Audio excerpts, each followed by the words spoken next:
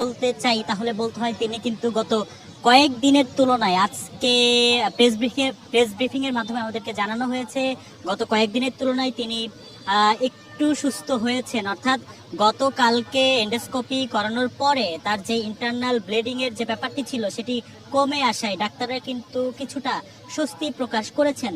তবে তাকে এই মুহূর্তে এখনই বিদেশে নিয়ে যাওয়া হচ্ছে না এবং তার শারীরিক অবস্থার উপর নির্ভর করেই কিন্তু তাকে বিদেশে নিয়ে যাওয়া হবে এবং মেডিকেল বোর্ডের সিদ্ধান্ত অনুযায়ী তাকে বিদেশে নিয়ে যাওয়ার কথা কিন্তু জানানো হয়েছে। কিছুক্ষণ আগে আমাদেরকে বেগম খালেদা জিয়ার ব্যক্তিগত চিকিৎসক AZM জাহিদ হাসান আমাদেরকে ব্রিফিং করেছেন। তিনি কিন্তু বলেছেন যে এয়ার অ্যাম্বুলেন্স প্রস্তুত আছে, তবে বেগম খালেদা জিয়ার সুচিকিৎসা এবং সেফটি সিকিউরিটির ব্যাপারটি মাথায় রেখে তাকে এখনই যে একটি লং রুটে ফ্লাই করে বিদেশে নিয়ে যাওয়ার যে ব্যাপারটি সেটি ঠিক হবে না, যার কারণে এখন কিন্তু তাকে এই রাজধানীর এভারকেয়ার হাসপাতালেই চিকিৎসা দেওয়া হবে এবং সেই চিকিৎসা কিন্তু দিবেন দেশি বিদেশি বিশেষজ্ঞ চিকিৎসক দল।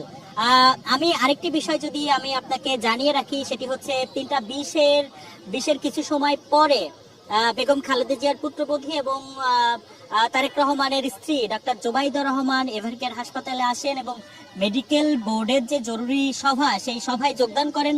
পরবর্তীতে আমাদেরকে কিন্তু AZM জাহিদ হাসান সার্বিক বিষয় নিয়ে ব্রিফিং করেন। তিনি কিন্তু বলেন যে বেগম খালেদা জিয়াকে নিয়ে যে ধরনের গুজব সোশ্যাল মিডিয়া সহ বিভিন্ন জায়গায় ছড়িয়ে পড়ছে সেসব গুজব থেকে সাধারণ মানুষকে বিরত থাকার জন্য তিনি কিন্তু অনুরোধ করেছেন।